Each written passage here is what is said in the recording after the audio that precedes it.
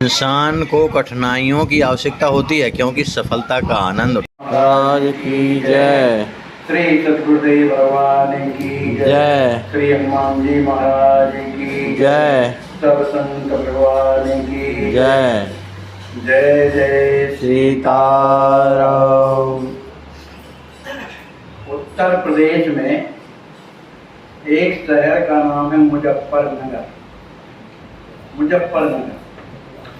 वहाँ एक वैश्य रहते और बहुत बड़ा व्यापार करते थे। सोना चांदी से लेकर कपड़े का, माने जो जितना भी व्यापार था वो सब करते थे।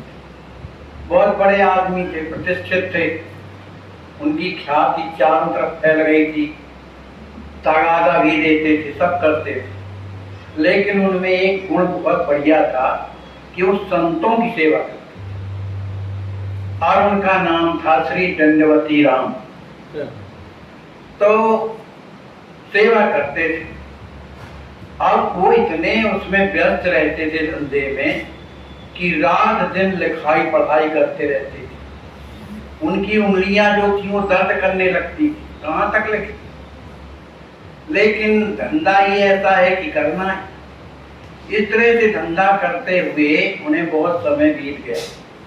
संतों की भी सेवा करते थे। तो संतों की सेवा करना खारत थोड़ी जाता है। भगवान तो कृपा करते हैं ना संतों के स्वरूप में। तो उन्हीं के दुकान के बगल में एक घर में सुंदर सत्संग चल रहा है और उसमें जो है श्री चरणदास जी महाराज वहां के गुरुदेव थे, उनके पद गाए जा रहे हैं। तो पद तो नहीं, उनका भावार्थ हम बता रहे हैं। उस पद में ये गाया जाता था कि भैया ये संसार का व्यापार मत करो। कभी कभी वाणी लग जाती है ना हृदय, ये संसार का व्यापार मत करो। क्या करो? राम नाम का व्यापार, साधु संतों की खेती करो। माने इस तरह का उस पद में निकल रहा था। तो पद में जब निकल रहा था, उन पद को बड़े जो है श्रद्धा से वो सुनते रहे। सुनते सुनते उन्हें लगने लगा कि भाई ये व्यापार से भी बढ़कर के वो व्यापार है। तब तक और सुनते हैं कि ये जो व्यापार है राम नाम का, इसको न कोई चोर चुरा सकता, न कोई राजा धन छीन सकता, और ये निरंतर बढ़ता ही रहता है, बढ़ता ही रहता है। और इस धन को कमाने से संसार की तो बात क्या है, परमार्थ पद का जो रास्ता है सुगम हो जाता है, माने भगवान की प्राप्ति करा देता है। अब ये पद उन्होंने सुना, फिर के बाद दूसरे ने दूसरा पद गाया। उस पद में निकला कि जब इस रास्ते में जब व्यापार करने लगता है आदमी राम नाम का, भगवान की कृपा का जब सहारा लेके जब ये व्यापार को बढ़ता है, तो उसे दो ठग मिला करते हैं। दो ठग जो लूट लेते हैं अगर सावधानी न रही तो उसका जितना भी व्यापार है सब चौपट कर देते। ये पद में निकल रहा है। उन आगे आई पंक्ति में कि वो ठग कौन है, तो पहले बताया कामिया, दूसरा कांचन, माने रुपया पैसा वैभव और स्त्री। ये जो है दो ठग हैं जो भक्तों को ठग लेते। तो वहाँ ही उनका जीवन बर्बाद हो जाता है। लेकिन इससे सावधान होने का उपाय क्या है? तो सावधान उपाय बताने के लिए चरणदास जी महाराज ने बताया कि वो सजगता से इतना सजग रहे कि राम नाम जो व्यापार कर रहा है वो छूटने ना पाए। माने निरंतर राम नाम स्मरण होता रहे। तो ये ठग मिलेंगे तो, लेकिन उसका नुकसान नहीं कर सकते, क्योंकि राम जी का नाम चलता है। ये दो बातें जब उन्होंने सुना, उन्होंने लेख निधर रख दिया वहीं कि ये व्यापार तो मैंने बहुत किया, अब चलो इस व्यापार की ओर चलते। उनने दूसरे दिन जो है जिन लोगों का देना था, लेना देना चलते रहता है व्यापार, उन सबको बुलाया। उन लोगों का पूरा हिसाब निपटाया कि भैया तुम्हारा ये ले जाओ। अब जिनसे उनको लेना था उनको बुला करके बही में, पन्ने में ऐसे लिख देते कि आपका हिसाब चुकता किया गया, पैसा नहीं लेते, सब वही खाता को फाड़ फाड़ के और नष्ट कर दिया। उनके पास कुछ नहीं बचा, केवल शरीर बचा। तो सोचने लगे अब ये शरीर जो है गुरु जी के चरणों में अर्पण करूंगा, मेरे पास तो और कुछ है नहीं। उन्होंने उनसे मिलकर के कहा कि कहाँ रहते हैं आपके गुरु जी? पता है दिल्ली में रहते हैं।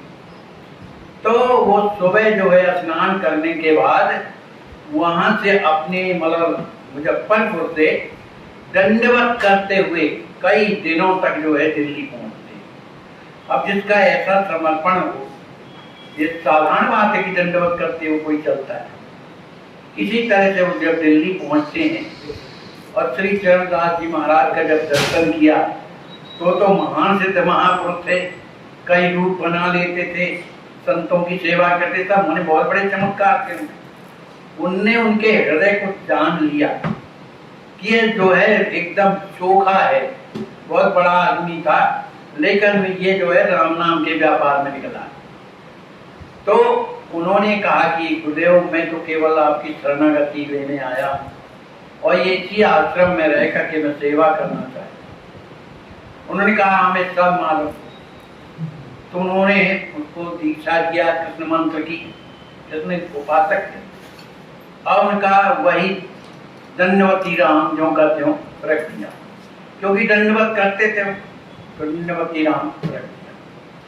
कुछ दिन उन्हें जो है ध्यान साधना सिखाई, भक्ति में कैसा क्या करना है ये उपदेश देते रहे, क्योंकि उनके द्वारा और लोगों को भी तो भक्ति के वो ले जाना है, इसलिए जो है रात दिन उन्हें समझाते रहे।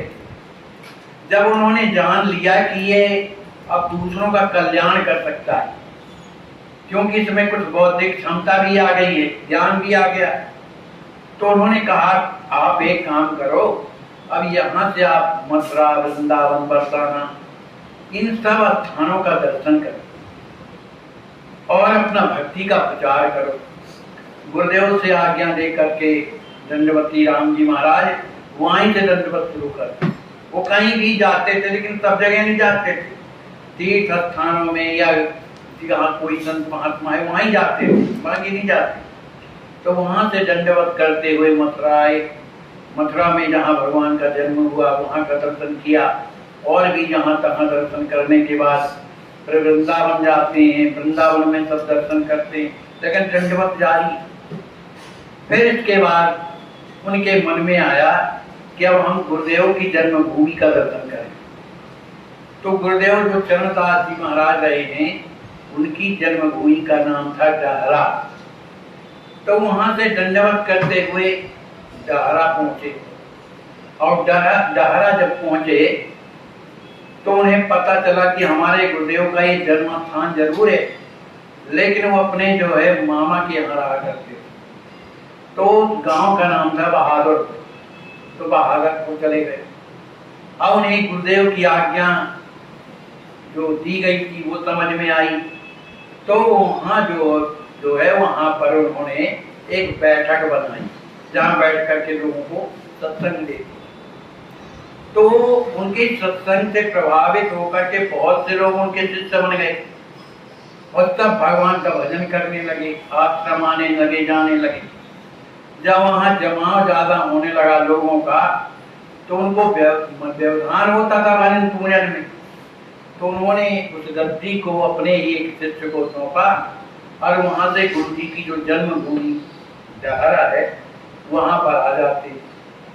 तो सोचने लगे कि जहाँ मेरे गुरुदेव जिस भूमि में रह करके खेलते थे, चलते थे, उस भूमि में मेरा अधिकार नहीं कि मैं उनकी बराबरी में बैठूं। देखो ये भाव होते, भाव कहने से नहीं हो, अपने आप हृदय में ऐसे भाव प्रकट हुआ करते भक्तों के हृदय में, गुरु निष्ठ जो होते उनके हृदय। उन्होंने कहा मैं इसमें गुफा खोद करके, जैसे भरत जी रहते रहे, उस तरह में उन्होंने गुफा खुदवाई और गुफा के नीचे जा करके और अपने भजन पूजन में लगे रहते। जब जरूरत पड़ती तो भले बाहर आ जाते, नहीं तो गुफा में ही रह के ध्यान पूजन करते रहे। और उनकी साधना इतनी ज्यादा बढ़ गई, इतनी ज्यादा बढ़ गई कि उन्हें अपने हृदय में कुछ अनुभव होने लगा। होता है, जिनकी साधना बढ़ती रहती है उनके जीवन में अनुभव अपने आप होने लगती है। क्या अनुभव होता है ये कहीं लिखा नहीं रहता, वो तो भगवान की कृपा पर है, कैसा आप क्या करते हैं। अब उन्हें अनुभव होने लगा, उनको ये लगा कि मेरी साधना है तो सफल होने वाली है। अब उनके हृदय में अपने प्रिया प्रीतम माने राधा कृष्ण के प्रति अपने आप प्रेम प्रकट हो गया।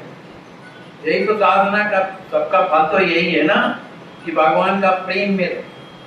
जब उनके हृदय में प्रेम प्रकट हुआ कि अब ये जीवन के दर्शन कैसे प्राप्त करें, वो उसी गुफा में बैठे हुए उनसे प्रार्थना करने लगे। प्रार्थना करते करते उनका हृदय भर आता था, नेत्रों से अश्रु बहने लगते थे और उनकी व्याकुलता इतनी बढ़ गई कि उन्हें चैन नहीं पड़ता।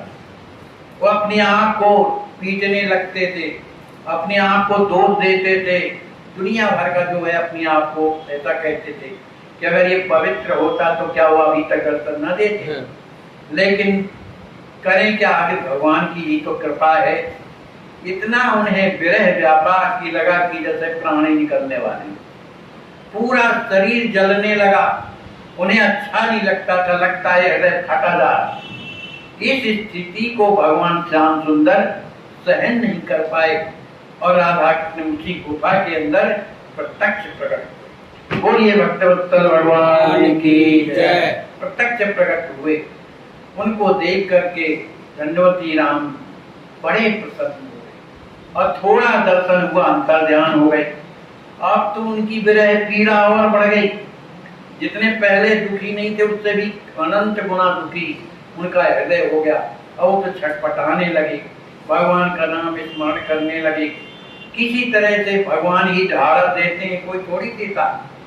उन्हें कुछ सांत्वना हुई।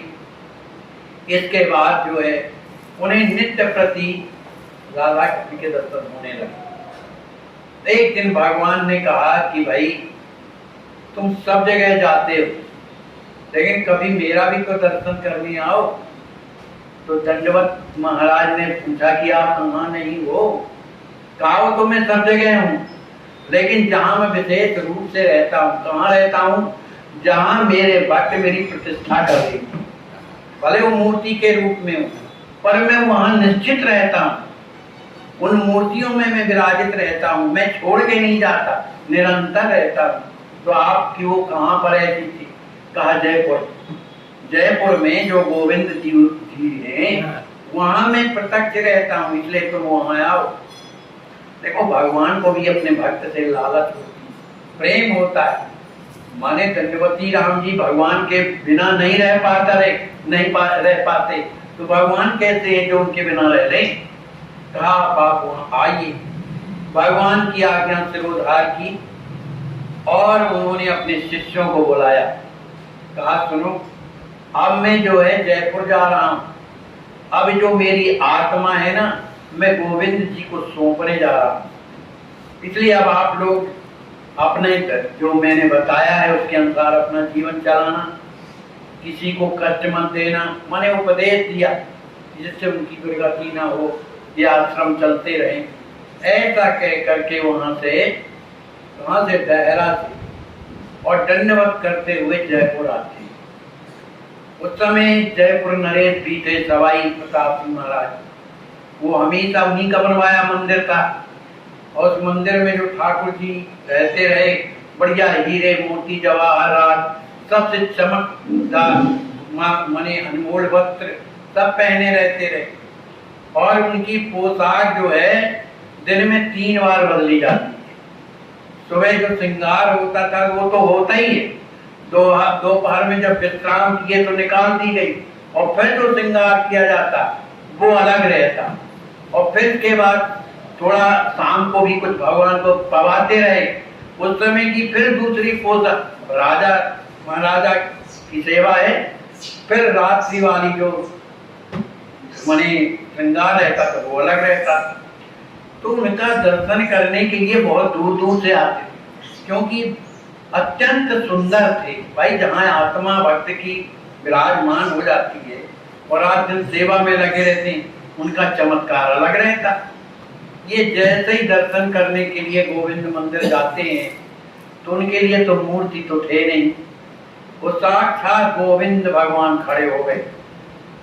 उनको उनका दर्शन करके और ये अपने आप को संभाल ना पाए हमारे प्रेम के कारण, अब वहीं बेहोश होकर के गिर जाते हैं तो गोविंद भगवान खुद उनको उठाते हैं और उठा करके उन्हें सांत्वना प्रदान करते हैं।